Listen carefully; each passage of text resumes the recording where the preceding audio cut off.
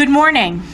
The American people are experiencing the most wide-open, catastrophic border crisis in our nation's history because of Joe Biden's failed leadership. Just last week, the May border numbers were released, proving that Biden's executive order further incentivized illegal immigration. May was the 39th straight month where monthly illegal immigrant encounters were higher than even the highest month under President Trump.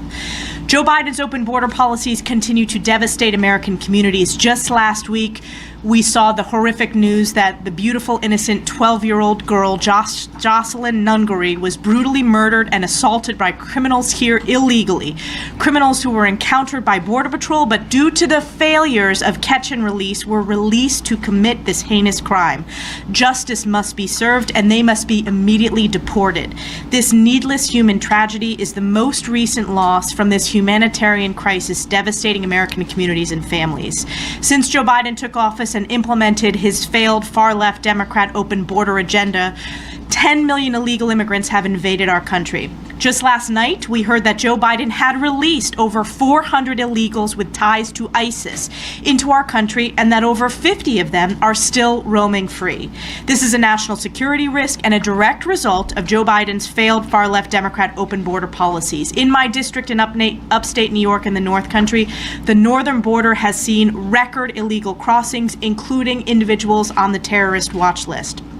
The American people know what a secure border looks like. Under President Trump, we saw the most secure border in modern history, building the wall, ending catch and release, and implementing Remain in Mexico. This week, House Republicans will deliver where Joe Biden has failed, using our appropriation bills to return to the successful border security policies of President Trump.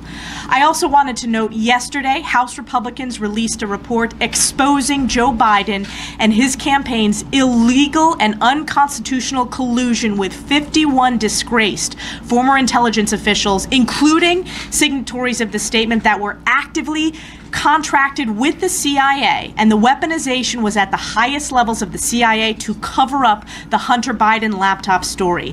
House Republicans will continue to expose this blatant and illegal weaponization of the federal government and hold both Joe Biden and his administration accountable through our constitutionally mandated role of oversight. Tomorrow, all eyes will be on Georgia, where the American people will hear directly from President Trump as well as President Joe Biden in the first debate.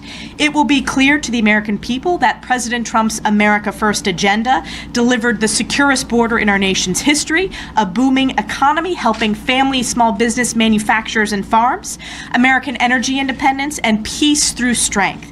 Compare that to today, Joe Biden's feckless, failed, and catastrophically weak record. With that, we're honored to be joined by the Homeland Security Appropriations Subcommittee Chair, Mark Amodei, to discuss how House Republicans are returning to strong border security policies through the appropriations process. Mark.